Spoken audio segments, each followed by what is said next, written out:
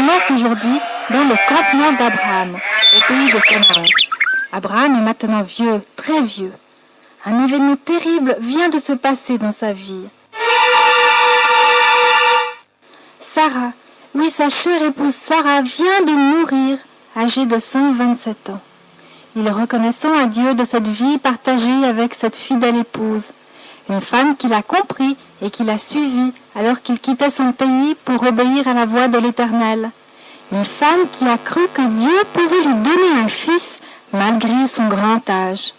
Une femme de foi, une femme qui a été pour lui un cadeau de Dieu. Abraham n'est pas seul, non, son fils Isaac est avec lui. Isaac est maintenant un homme puisqu'il a près de 40 ans. Mais il n'est pas encore marié et c'est ce qui préoccupe Abraham aujourd'hui. Mon fidèle serviteur, toi qui as servi plus que tout autre dans ma maison, approche-toi de moi. Tu connais ma confiance pour toi. Tu diriges tout ce qui m'appartient et depuis de très longues années. Je veux te confier aujourd'hui une mission très importante. Tu vas partir loin, très loin, dans le pays de ma famille, dans ma parenté, en Mésopotamie, pour y chercher une femme pour mon fils Isaac. Promets-moi, jure-moi devant Dieu de ne pas prendre une femme pour mon fils qui soit de ces tribus païennes et idolâtres. Je ne veux pas que mon fils se marie avec une femme qui ne connaisse pas le seul vrai Dieu. Le serviteur s'est approché. Il a écouté attentivement Abraham et il comprend bien ce que désire son maître. Ce n'est pas les jolies filles qui manquent dans les environs.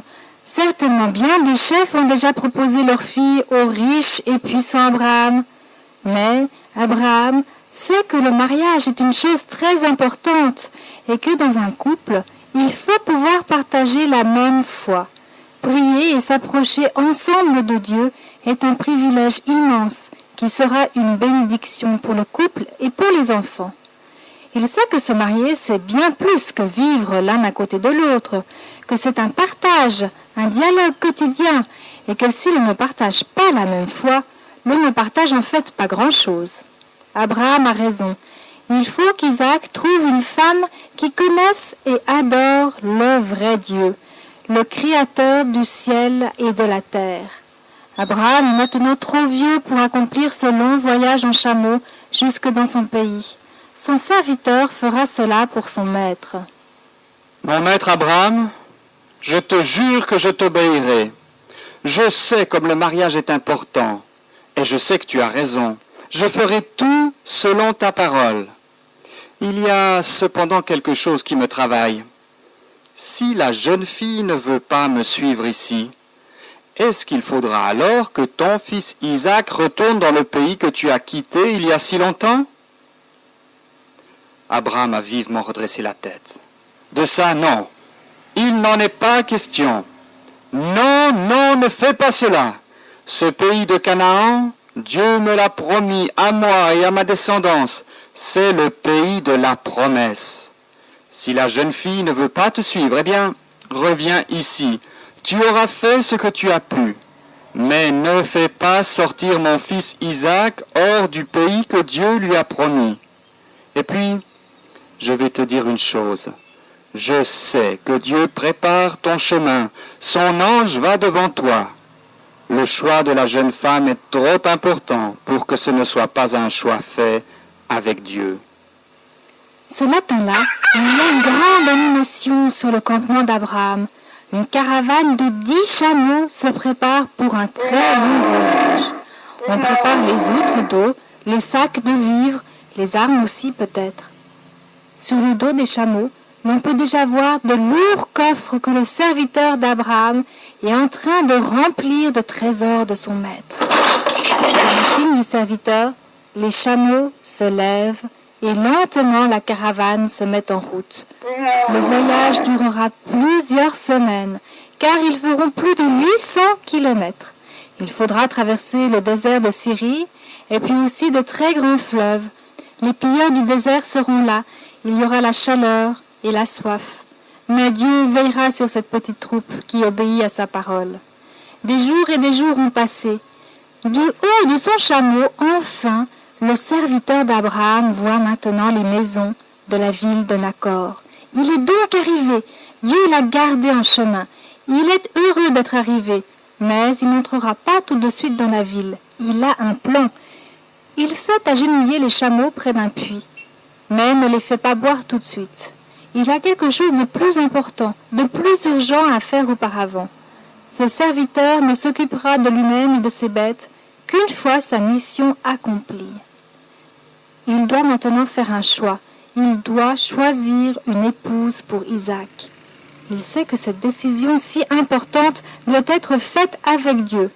Comme tu le sais, on peut parler simplement à Dieu, lui exposer librement nos problèmes. On appelle cela la prière.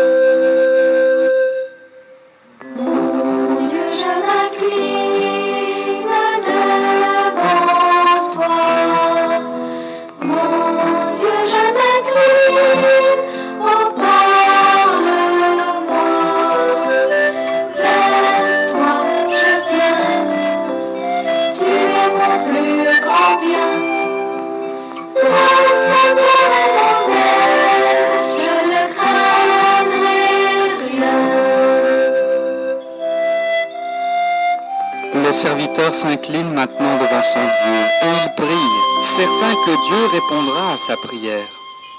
Ô Dieu, fais-moi faire une heureuse rencontre aujourd'hui. Tu vois, je suis près d'un puits et les jeunes filles vont maintenant sortir pour faire boire les bêtes.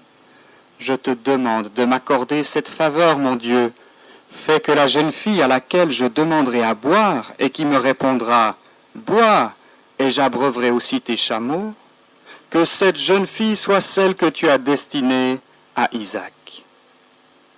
En effet, comme le soleil est en train de se coucher, les troupeaux s'approchent du puits et les jeunes filles sortent de la ville avec leurs cruches sur l'épaule pour abreuver le bétail.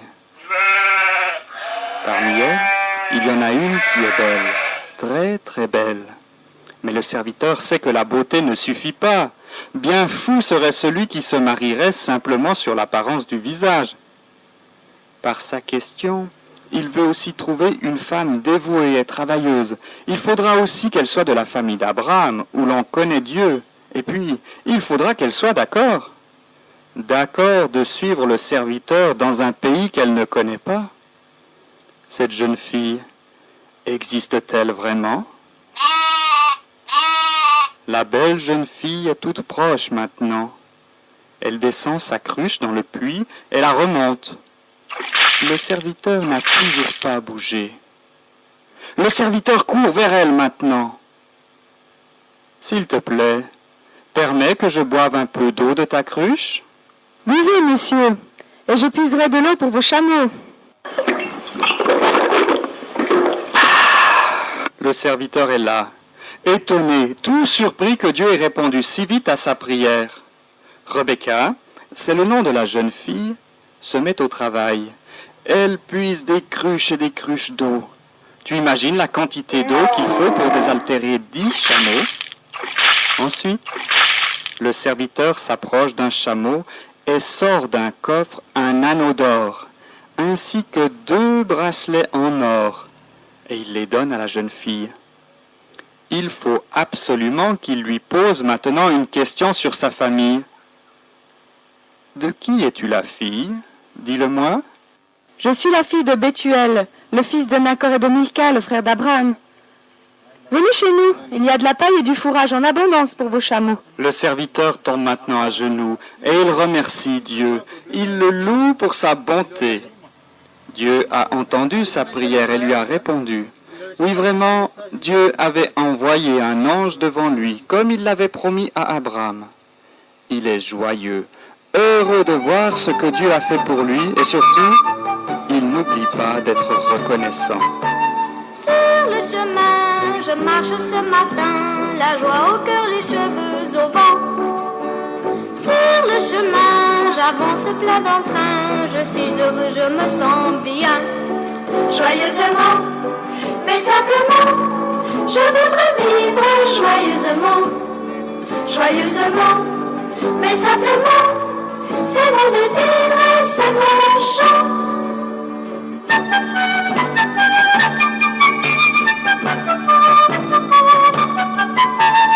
L'air est si pur, il flotte de mon visage et le soleil est là ce matin.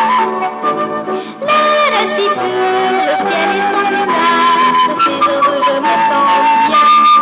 Joyeusement, mais simplement, je voudrais vivre joyeusement.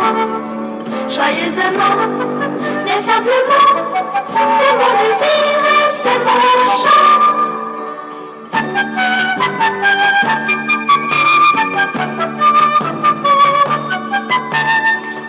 Autour de moi, tout est si merveilleux, j'entends chanter le petit pinceau.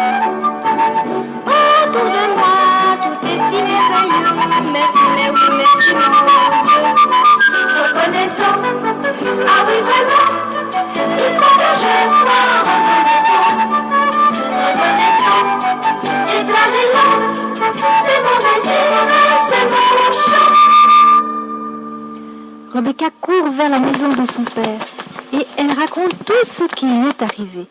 Son frère Laban voit les bracelets d'or qui brillent au bras de sa sœur et il flaire la bonne affaire.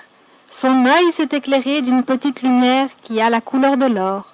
Il aime l'argent, il aime terriblement l'argent.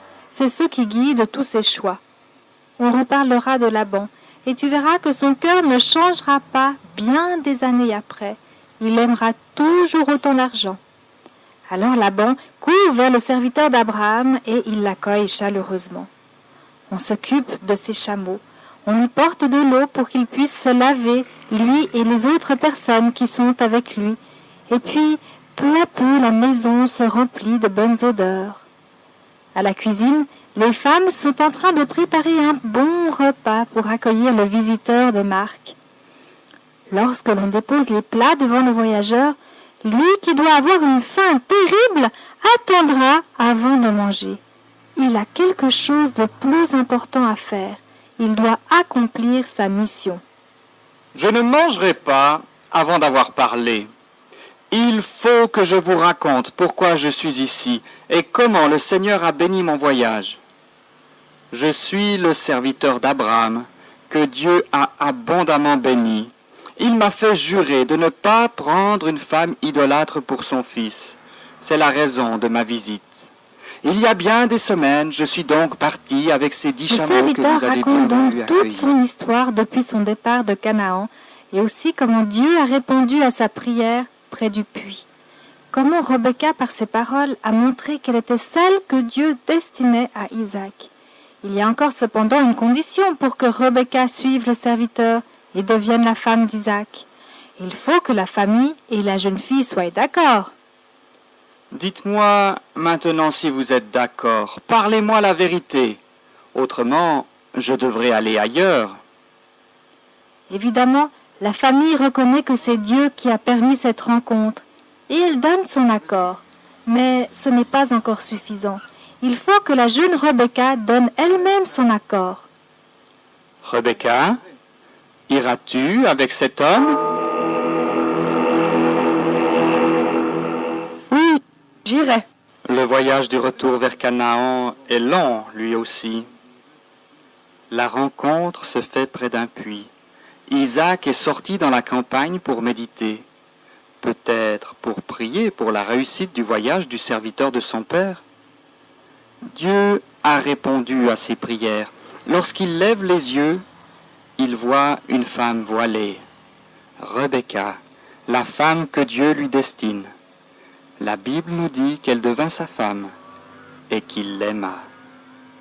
Ils sont jeunes, ils s'aiment, c'est le bonheur, mais ils n'oublient pas que leur bonheur vient d'un Dieu tout-puissant.